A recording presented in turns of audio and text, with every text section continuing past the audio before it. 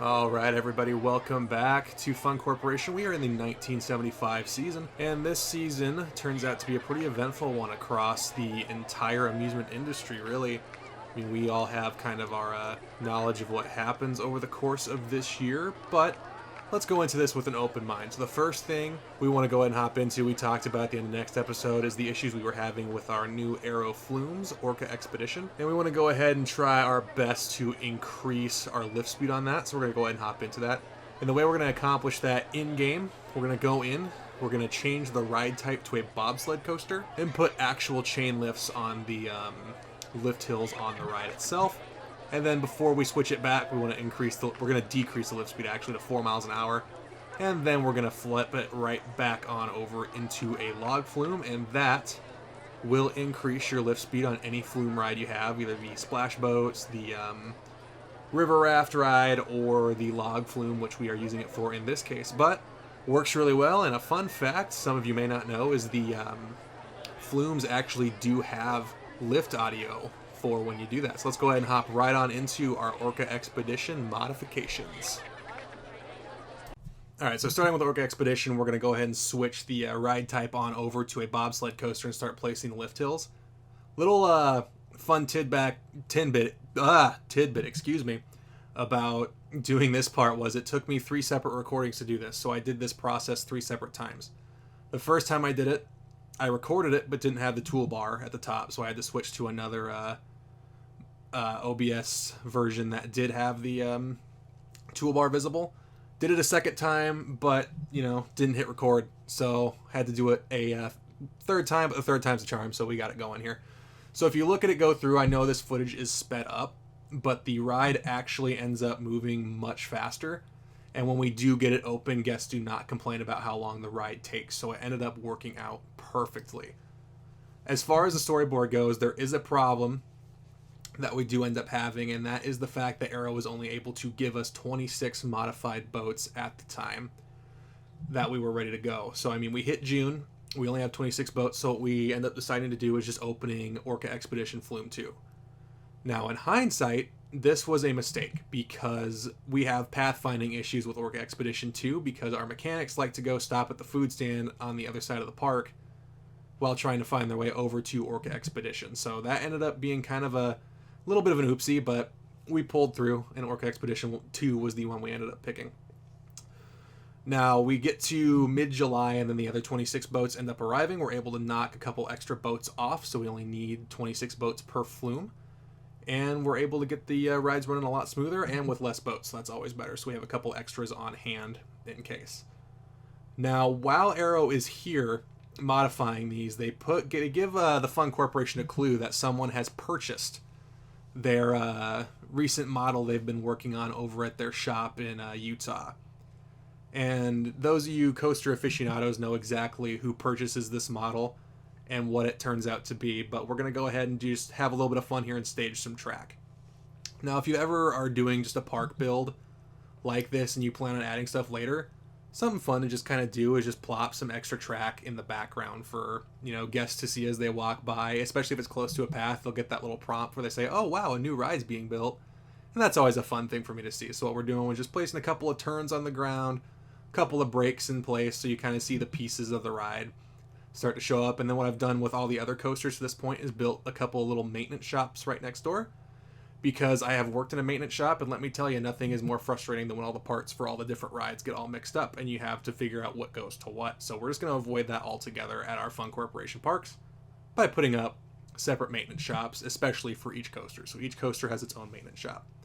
And there's the one for our new coaster right there. I almost said what it was, but we're gonna hold off on that for now.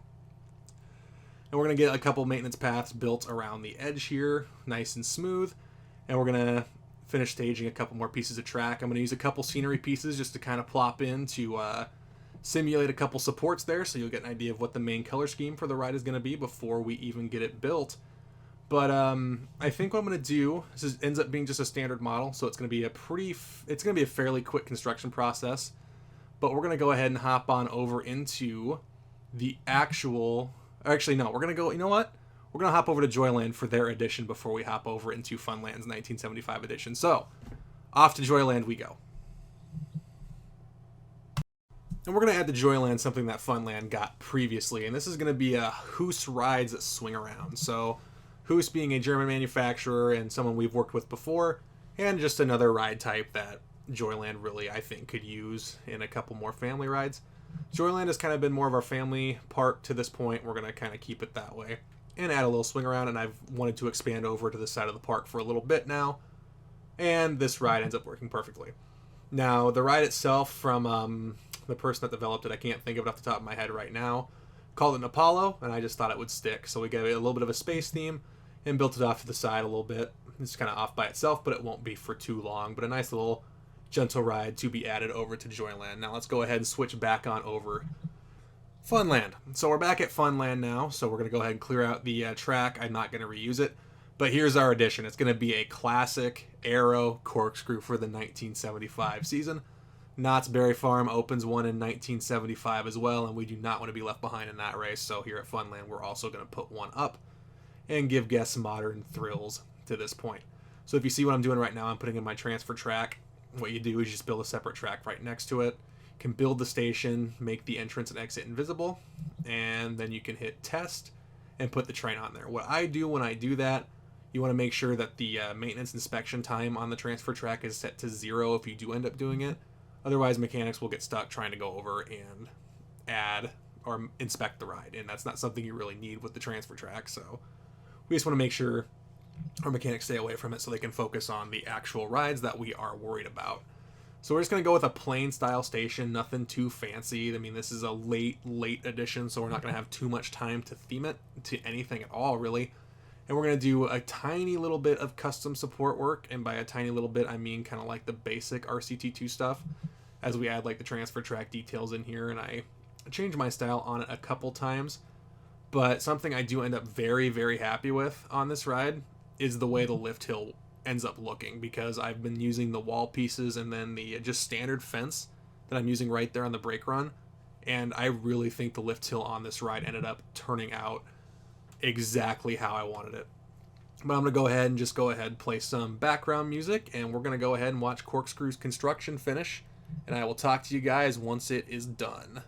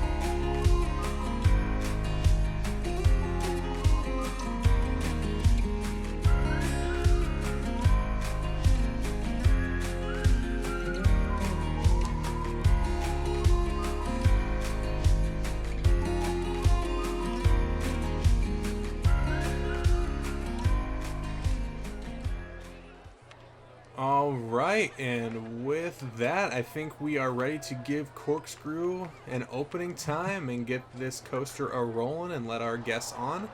So we end up getting this ride open in August, mid-August, and right away the guests flock right over there, but surprisingly to me, they kind of die off relatively quick. And when I did the advertising for the park during peak season this year, for June through August, I ended up picking Cyclone.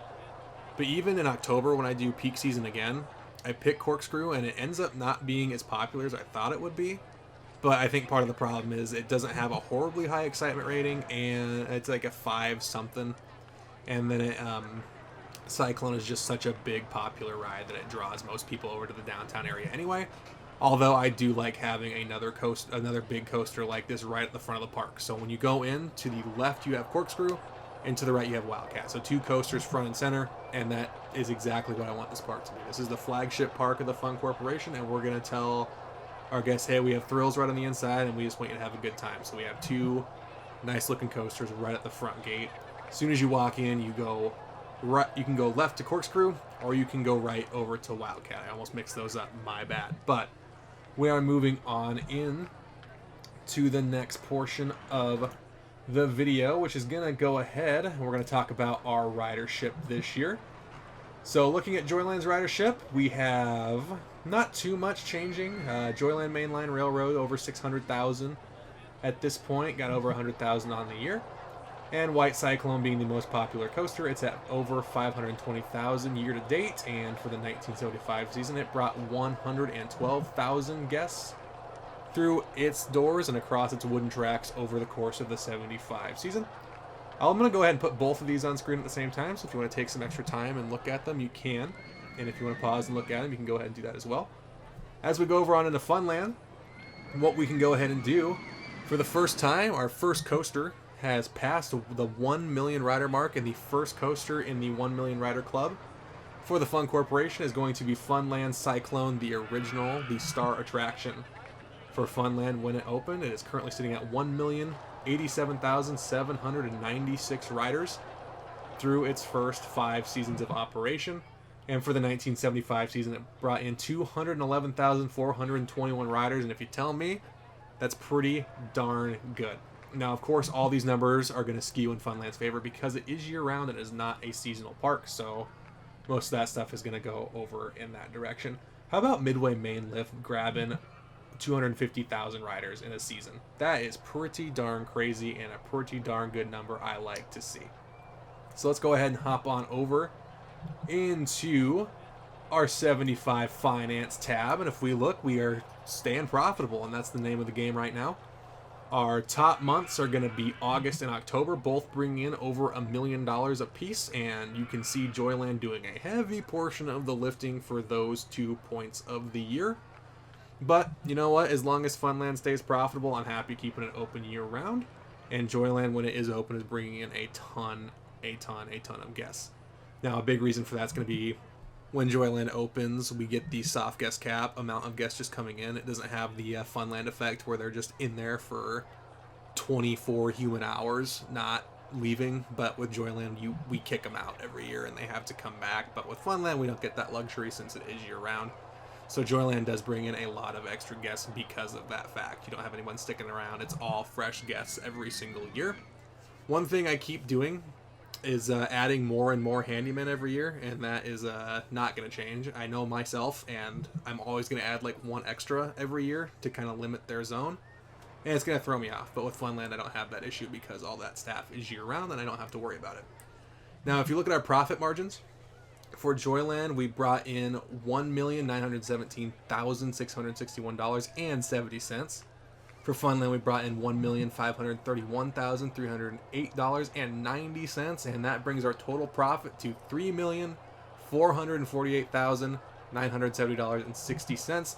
And we're going to bank a large portion of that. I'm going to take a risk next season and only put each park at $500,000 and just kind of see where we end up at, because putting $1 million in the Funland has not made sense, especially when we made money in both January and February the last 2 years.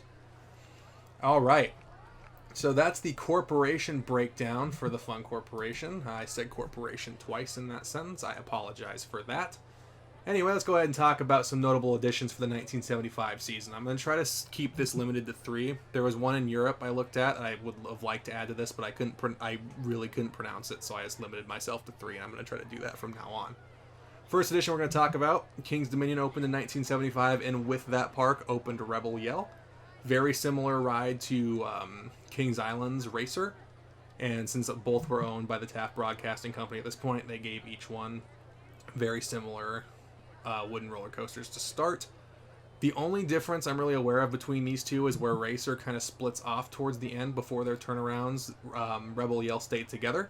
Rebel Yell, now known of course as Racer 75, and I have gotten the chance to ride that in both forms, and it is a solid ride. I do prefer Racer to Racer 75. Next notable addition we're going to talk about, this is a huge one, and it's something I forgot opened in 1975. It's going to be Space Mountain at Walt Disney World. Now you have 2 tracks here, and I cannot recommend enough that you go watch the ElToroRyan video, the Problematic Coasters video on Space Mountain. Is fascinating. Space Mountain is, I learned, the first coaster to run on a computer system to tell it where each car was and kind of block check itself. So that's something that I thought was very fascinating. And I can't do justice to what ElToroRyan says in that video, so I'm going to go ahead and link that video down in the description, and you should really give that a watch. That whole series I have a blast watching, and it's kind of what inspired me to do this section of these videos. The last notable addition we're going to talk about, we've talked about it already in some depth, the Corkscrew at Knott's Berry Farm. Now, Knott's Berry Farm's Corkscrew was actually a test ride at Arrow's facility in at their Utah plant, I think. I know it was one of their test rides, and they were able to have human riders on it multiple times. And then Knott's bought it right off of their test facility and brought it right to their park and opened it. But with Corkscrew at Knott's Berry Farm, I also learned, I knew of one of these, but there are also 3 other ones. 3 other of the exact same Corkscrew models that opened at other parks across the U.S. So the first one I'm going to talk about, this is the one I knew about beforehand, was the Wabash Cannonball at Opryland, USA. We talked about them earlier and their rock and roller coaster that opened their Arrow Mine Train. And the next one is going to be Chicago Loop at Old Chicago. I did not know that this park was indoors. Really cool. Really cool thing about that park is that it was indoors. It only ran for like 2 years though, because Great America opened around the same time and drew everybody there.